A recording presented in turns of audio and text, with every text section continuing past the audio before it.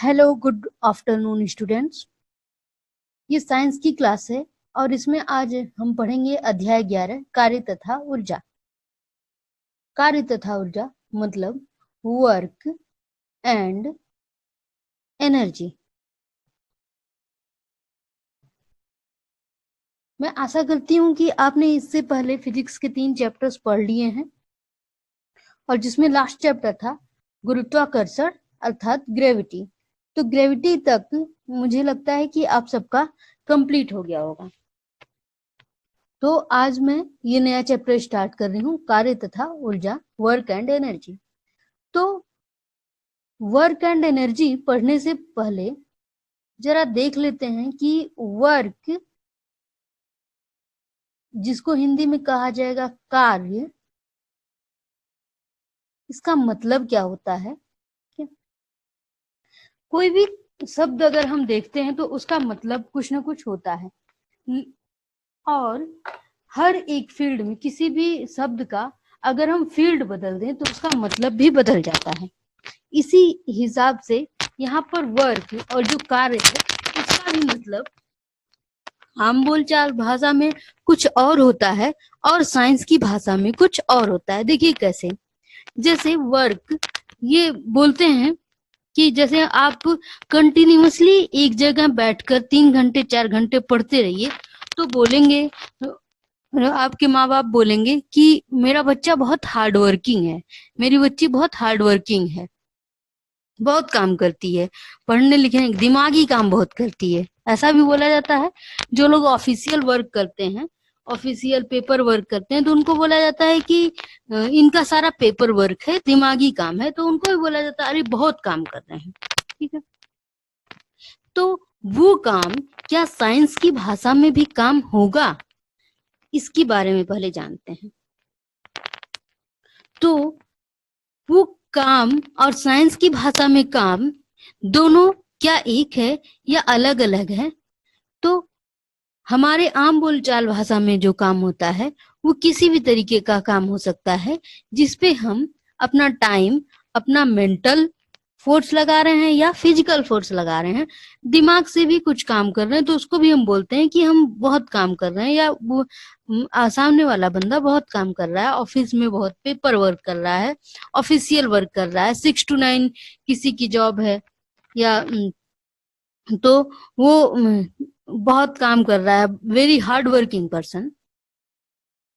लेकिन साइंस के लैंग्वेज में अगर हम देखें, जैसे मान लिया कि अगर कोई दीवार है, ये एक तो मेंटल काम हो, समझ लिया हमने कि मेंटल काम का क्या आम बोलचाल भाषा में बोला जा रहा है कि अगर दिमाग से पढ़ाई लिखाई का काम कोई किया जा रहा है तो उसको आम बोलचाल भाषा में बोला जाता है कि काम किया जा रहा है।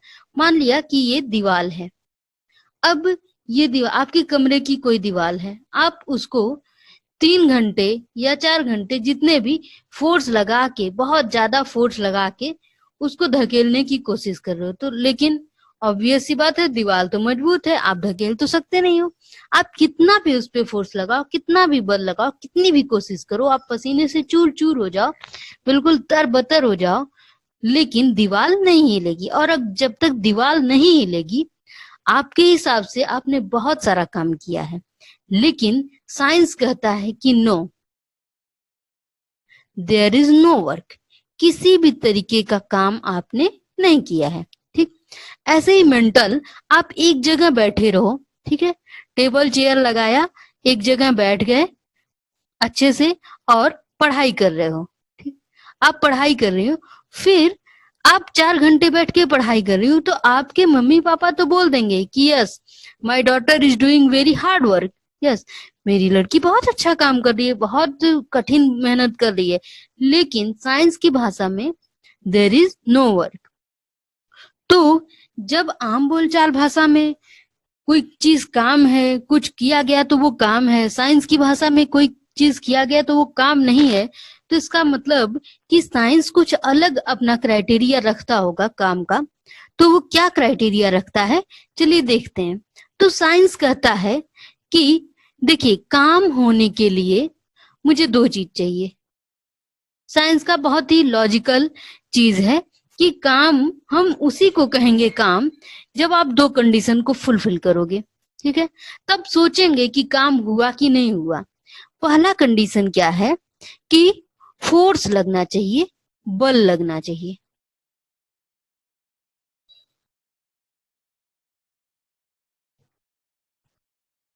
बल लगना चाहिए, ये क्या है, किसी भी कार्य के होने की शर्त है, ठीक है।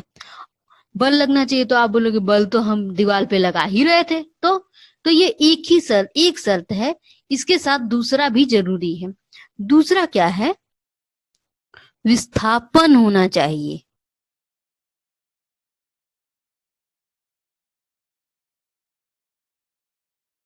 विस्थापन होना चाहिए। तो भाई ये क्या बात है, आई होप कि विस्थापन का मतलब आप लोग को क्लियर होगा। फिर भी एक बार मैं रिकॉल करवा देती हूँ कि विस्थापन का क्या मतलब होता है। विस्थापन और दूरी दो चीजें होती हैं। तो विस्थापन होता है कि किसी एक चीज को किस एक प्लेस से उठाकर, मान लिया ए से उठाकर यहाँ पर बी पे रख दिया गया। मान लिया ए से उठाया, ऐसे घुमाते घुमाते किसी तरह ऐसे आए यहाँ पे रख दिए, ठीक है। तो अब क्या है कि डिस्टेंस एंड डिस्प्लेसमेंट, दूरी और विस्थापन दो ऐसे घुमाते घुमाते आए तो अच्छा खासा पूरा ये जो कवर किया है, ये पूरी दूरी कवर किया है ए से बी तक का। तो ये पूरा जब मेजर करेंगे, ये पूरे पाथ से चलते हुए मेजर करेंगे इस रास्ते से, तो वो बोलेंगे दूरी। मान लिया कि ये पूरा जब हमने मापा तो ये 10 मीटर था। लेकिन विस्थापन क्या बोलता है कि आप शुरू में कहाँ थे और लास्ट में कहाँ पहुंचे, उसके बीच की एकदम मिनिमम डिस्टेंस, न्यूनतम दूरी तय कर। देखिए मिनिमम ये आप कितना घूम के आए। जैसे आप बनारस से और जो है सोनभद्र आपको जाना है, तो आप बनारस से सोनभद्र जाने के लिए आप बनारस से दिल्ली जाइए, दिल्ली से लखनऊ, लखनऊ से आगरा, कहीं भी पूरा भारत में घूमते घामते फिर सोनभद्र जाइए, तो उससे कोई फर्क नहीं पड़ता है। अगर आपको विस्थापन चाहिए तो सीधे बनारस से सोनभद्र की दूरी ही ली जाएगी। आप कहीं भी घूमते रहिए। आप अपने स्कूल से अपने घर से और स्कूल के लिए निकलती हैं, तो उसके लिए कौन सा रास्ता, कितना भी लंबा रास्ता आप ट्रेवल करिए, उससे कोई फर्क नहीं पड़ता। अगर आपका विस्थापन चाहिए तो आपके घर से स्कूल की जो सबसे कम सीधी वाली दूरी होगी उसी को नापा जाए, उसी का माप आपका विस्थापन होगा। तो विस्थापन क्या बोलता है कि प्रारंभिक दूरी, प्रारंभिक स्थिति और अंतिम स्थिति के बीच का जो न्यूनतम दूरी है वही हो गया विस्थापन, ठीक है। तो विस्थापन और दूरी में अंतर समझ में आ गया होगा, आता ही होगा, फिर भी मैंने एक बार रिकॉल कर दिया। चलिए तो फिर से वहीं पे आते हैं, कार्य। हम कार्य पर थे। तो साइंस क्या कहता है कि देखो भैया, कार्य तो तभी हम बोलेंगे जब दो कंडीशन सेटिस्फाई होगा। पहला कि बल लगना चाहिए और दूसरा होना चाहिए विस्थापन।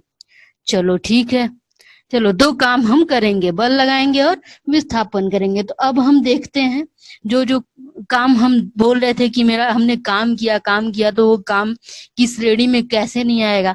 तो मैंने क्या बोला कि आप टेबल चेयर लगाकर बैठी हैं और 4 घंटे से पढ़ाई कर रही हैं।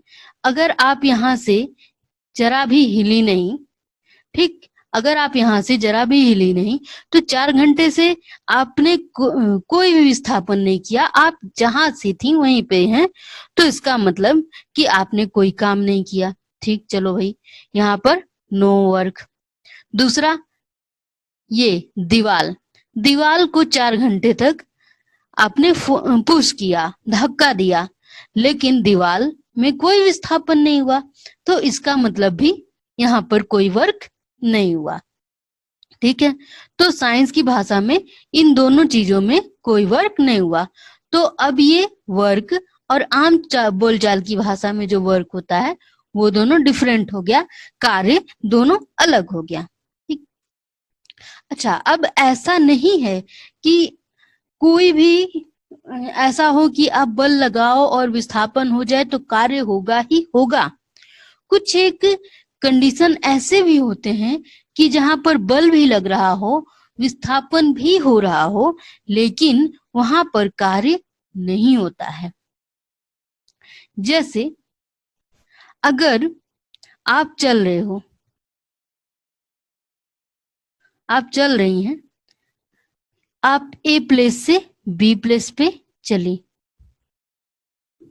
ऑब्वियस सी बात है, चलने के लिए बिना बल के तो आदमी चलेगा नहीं। तो यहां से आए और यहां पर आ गए।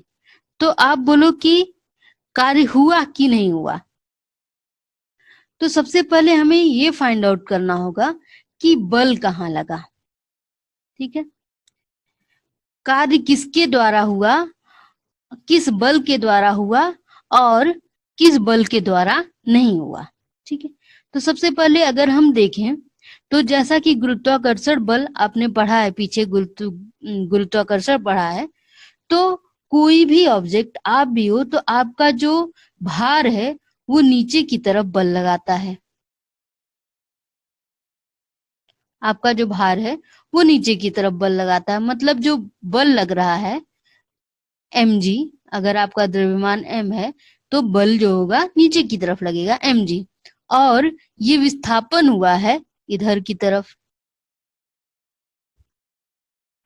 तो ये है आपका mg और विस्थापन है आपका, ये मान लिया ab।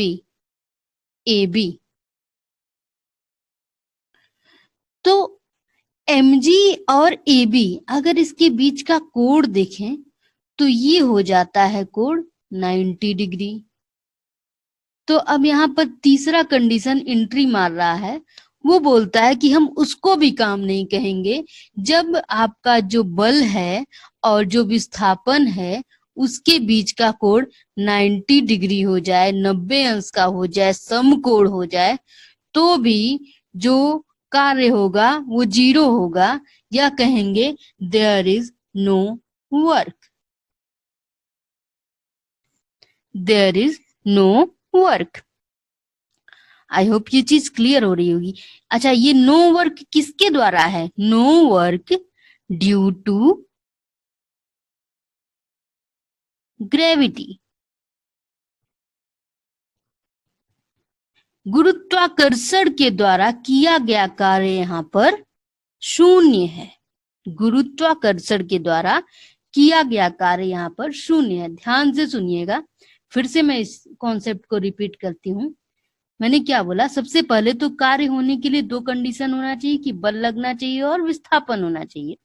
जब ये दोनों कंडीशन सेटिस्फाई हो गया तो अगला बोलते हैं कि कुछ ऐसे कंडीशन भी हैं जिसमें फोर्स बल भी लग रहा है, विस्थापन डी डिस्प्लेसमेंट भी हो रहा है, लेकिन वर्क फिर भी 0 है। वो कब होगा? जब फोर्स, ये फोर्स है और डिस्प्लेसमेंट ये डी है, इनके बीच का जो कोण बनेगा वो होगा हमारा समकोण 90 डिग्री। 90 अंश का कोण अगर बनेगा तो हम बोलेंगे कि नहीं भाई, यहाँ पर भी कोई कार्य नहीं हुआ, यहाँ पर भी कोई कार्य नहीं हुआ। जैसे कोई सामान है, उसके ऊपर इस दिशा में फोर्स लग रहा है लेकिन वो इस दिशा में घूम गया, इसका मतलब फोर्स तो लगा था ऐसे और डिस्प्लेसमेंट हो गया ऐसे, इनके बीच का जो एंगल है वो हो गया 90 डिग्री। तो वही सेम काम होता है जब हम चलते हैं। जब हम चलते हैं तो गुरुत्वाकर्षण बल, यहाँ पर ध्यान दीजिएगा, मैंने बोला है कि गुरुत्वाकर्षण बल के द्वारा किया गया कार्य। जब हम कोई भी बॉडी, यूनिवर्स में कोई भी बॉडी है तो उसके अंदर एक गुरुत्वाकर्षण बल काम कर रहा है उसमें।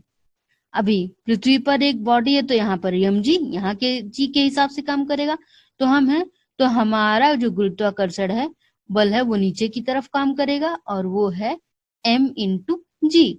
और हम चल रहे हैं इधर की तरफ, रोड पे चल रहे हैं, तो हमारे द्वारा किया गया कार्य 0 होगा। क्यों 0 होगा? क्योंकि mg और हमारे द्वारा चला गया जो विस्थापन है उसके बीच का जो कोण है वो है 90 डिग्री। अच्छा, तो आपके मन में आ रहा होगा, अच्छा तो कभी भी हम चले, कहीं भी चले, मतलब हम कोई कार्य नहीं कर रहे हैं। जी नहीं, कोई कार्य नहीं कर रहे हैं। ऊर्जा व्यय हो रही है लेकिन कार्य नहीं हो रहा है। अच्छा, तो कभी भी कार्य नहीं होगा? तो नहीं, ऐसा नहीं है। कभी कार्य होगा और कभी कार्य नहीं होगा। तो वो कौन सा कंडीशन है? जब कार्य होगा, मुझे कैसे पता चला कि मैं ऐसे चली तो कार्य होगा, वैसे चली तो कार्य नहीं होगा? तो सीधा सा मतलब है कि mg है नीचे की तरफ, ठीक है। तो अगर इसी डायरेक्शन में, जिस तरफ mg है, जिस तरफ फोर्स लग रहा है, उसी डायरेक्शन में अगर हम चले या उसके अपोजिट चले तो कार्य होगा। तो उस डायरेक्शन में चले मतलब कि छत है, छत से आ रहे हैं हम नीचे, छत से आ रहे हैं नीचे, तो mg है नीचे, नीचे की तरफ लगा है, और हमारा डिस्प्लेसमेंट भी किधर हो रहा है? नीचे। हम यहाँ से यहाँ, फिर यहाँ, फिर यहाँ, देन यहाँ, यहाँ पे पहुंचे। तो ओवरऑल जो डिस्प्लेसमेंट हुआ वो क्या हुआ? इतना डिस्प्लेसमेंट हुआ। ओवरऑल हमारा जो डिस्प्लेसमेंट हुआ वो यहाँ तक हुआ, ठीक है। अब हम यहाँ पर थे और इस लेवल पे पहुंच गए, तो हम क्या हुआ, ऊपर से नीचे आ रहे हैं, और जब हम नीचे आ रहे हैं तो कार्य होगा। क्यों कार्य होगा? क्योंकि हमने जो विस्थापन किया है वो हमारे बॉडी पर लगने वाले गुरुत्वाकर्षण बल के दिशा में विस्थापन किया है, तो इस वजह से कार्य होगा, ठीक। अच्छा, तो अब जरा फार्मूला देख लेते हैं कि कार्य का फार्मूला असल में होता क्या है। तो कार्य क्या होता है, इसको ऐसे कह सकते हैं, W work is equals to force, बल गुणे बल की दिशा में विस्थापन। ये बड़ा ही इंपॉर्टेंट जो टर्म है ये आ रहा है, बल की दिशा में विस्थापन। यही पूरी की पूरी गेम को चेंज करता है। अगर हम लिख देते बल गुणे विस्थापन, तब फिर काम वो बिल्कुल अलग वाली बात होती, लेकिन हमने क्या लिखा है, बल गुणे बल की दिशा में विस्थापन। अब देखिए, आप जब बुक पढ़ेंगे और बुक में जब देखेंगे तो उसमें लिखा हुआ सीधा सीधा बल गुणे विस्थापन, उसमें बल की दिशा में विस्थापन नहीं लिखा हुआ है। फिर तब आप बिल्कुल भी हमसे जीरा करने मत आ जाइएगा कि ये बिल्कुल गलत पढ़ा दिया गया। ये आपको जो है बिल्कुल इसलिए बल गुणे विस्थापन लिखा गया है कि ये मान के चला जा रहा है कि आप जब बल लगा रही हैं, अभी इस क्लास में हैं, तो आपको ज्यादा कोड के बारे में बहुत ज्यादा नॉलेज नहीं है, और आप जब बल लगाएंगी, इधर बल लगाएंगी, तो विस्थापन आप इधर ही समझेंगी, ठीक है। मेरे ख्याल से मेरी बात समझ में आ रही होगी कि थोड़ा सा ब्रॉड सेंस अभी देने की कोशिश नहीं की गई है किताब में, लेकिन जब पढ़ रहे हैं तो एकदम शुरुआत और अंत एक साथ ही पढ़ते हैं। क्या दिक्कत है, थोड़ा सा पढ़ें, थोड़ा सा। तो जब भी हम किसी को बताएंगे कार्य, कार्य का जो परिभाषा या उसका फॉर्मूला, तो यही बोलेंगे, जो वर्क होता है वो होता है बल गुणे बल की दिशा में विस्थापन। अब देखिए, बल की दिशा में विस्थापन, तो इसी वजह से यहाँ पर जब हम चल रहे हैं तो बल हमारा mg है और विस्थापन इधर है, तो अब ये विस्थापन इस दिशा में तो कुछ होगा नहीं, ठीक है। ये विस्थापन इस दिशा में कोई फर्क नहीं डालेगा, इस वजह से वर्क 0 है, क्योंकि वर्क तो था mg, फोर्स तो था, लेकिन विस्थापन 0 हो गया। क्यों? नीचे तो जब हम ऐसे चले तो नीचे तो गए ही नहीं, नीचे तो जरा सा भी लेवल हमारा चेंज नहीं था। यहाँ पे जो लेवल हम यहाँ पे थे वही लेवल हम रोड पे चल रहे हैं, वही लेवल है हमारा। जरा सा भी हॉरिजेंटल वर्टिकल में कोई भी चेंजेस नहीं आए, तो इस वजह से हमारा वर्क यहाँ पर 0 हो गया। अब मान लिया कि हम सीढ़ियां चढ़ते हैं। अब यहाँ पर बल की दिशा में विस्थापन थोड़ा सा ध्यान से और समझाने की कोशिश कर रहे हैं। मान लिया कि हम सीढ़ियां चढ़ते हैं, यहां से सीढ़ियां चढ़ना शुरू किया, ये सेकंड, फिर चढ़ते चढ़ते हम यहाँ आ गए। ठीक, तो mg तो हमारा नीचे की तरफ है और विस्थापन तो mg नीचे की तरफ है, इधर है, और विस्थापन हमने ये किया है।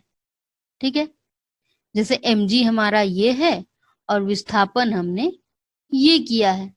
ठीक, तो अब इस विस्थापन, ये जो विस्थापन है उसका जो अमाउंट है, बल, ये बल है, और ये बल की दिशा में विस्थापन, बल की दिशा में विस्थापन जो होगा वो क्या होगा। अब देखिए, बल की दिशा में विस्थापन का मतलब कि ये जो विस्थापन है आपका, उसको इसके डायरेक्शन में लाना होगा।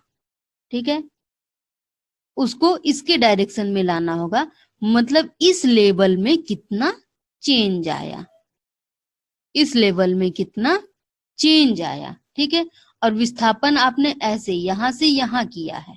ठीक है, तो ये यहाँ पे शुरुआत में आप इस लेवल में थे, बाद में आप इस लेवल में हो।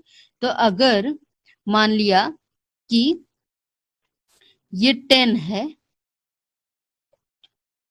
ये 8 है, तो ये होगा 6। पाइथागोरस अगर पढ़ी होगी आपने, तो इसको एक बार चेक कर लीजिएगा, और अगर नहीं पाइथागोरस पढ़ी होंगी तो कोई बात नहीं, मेरी बात पे विश्वास कर लीजिए। ठीक है, ये 10 है, ये 8 है, तो ये 6 होगा। तो 6, लेकिन 6 किधर है, इस डायरेक्शन में ऊपर, और हमारा फोर्स किधर लग रहा है, नीचे की तरफ।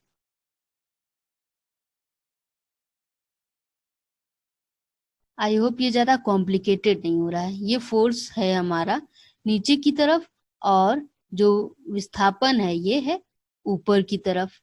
तो 6, अगर विस्थापन ऊपर 6 है तो बल की दिशा में लाने के लिए इसको क्या लिख देंगे, -6, क्योंकि विस्थापन क्या होता है, सदिश राशि है। तो अगर 6 इस डायरेक्शन में है तो -6 किस डायरेक्शन में, इस डायरेक्शन में हो जाएगा। तो हम जब ऊपर की तरफ चलते हैं, सीढ़ियां चढ़ते हैं, तो तब काम होता है, और लेकिन वो जो काम होता है वो होता है ऋणात्मक, निगेटिव वर्क होता है। तो निगेटिव वर्क क्यों हुआ, क्योंकि फोर्स हमारा नीचे की तरफ था, डिस्प्लेसमेंट हमारा ऊपर की तरफ था, और ये जो एंगल टोटल बना है वो बना है 180 डिग्री। ठीक, जब एंगल 180 डिग्री बनेगा, मतलब फोर्स हम किसी और डायरेक्शन में लगाएंगे और डिस्प्लेसमेंट जस्ट उसके अपोजिट होगा, विस्थापन उसके तुरंत विपरीत होगा, तो इसका मतलब कि जो कोण बन रहा है विस्थापन और बल के बीच, वो बन रहा है 180 डिग्री का कोण, ऋजुरेखीय कोण बन रहा है। तो कहेंगे कि वो जो वर्क है वो निगेटिव है। ठीक है, तो यहाँ पर हमने आज क्या देखा कि वर्क असल में आम बोलचाल की भाषा में हम काम को क्या समझते हैं, वो किस तरह से साइंस से अलग है। साइंस में क्या कंडीशन बोलता है कि किस चीज को वर्क मानेंगे और किसको वर्क नहीं मानेंगे। तो 2 कंडीशन हमने देखा, बल लगना चाहिए और विस्थापन होना चाहिए। अब ये दोनों कंडीशन होने के बावजूद कभी कभी होता है कि हम बोलते हैं वर्क नहीं है, और कभी कभी बोलते हैं कि yes there is a work. ठीक है, तो कौन सा कंडीशन है जब वर्क होगा, कौन सा कंडीशन है जब वर्क नहीं होगा, कौन सा कंडीशन है जब वर्क पॉजिटिव होगा, धनात्मक होगा, और कौन सा कंडीशन है जब वर्क ऋणात्मक होगा। ठीक है, तो इतनी चीजें आज हमने पढ़ी हैं। कल अगले नेक्स्ट लेक्चर में सैटरडे को इस चीज को और कंटिन्यू किया जाएगा, थोड़ा सा और इलेबोरेट किया जाएगा। आपको अगर कोई इसमें कंफ्यूजन हो रहा हो तो आप नीचे कमेंट बॉक्स में जरूर मेंशन करें। तब तक के लिए इसको अच्छे से पढ़ें। जय हिंद।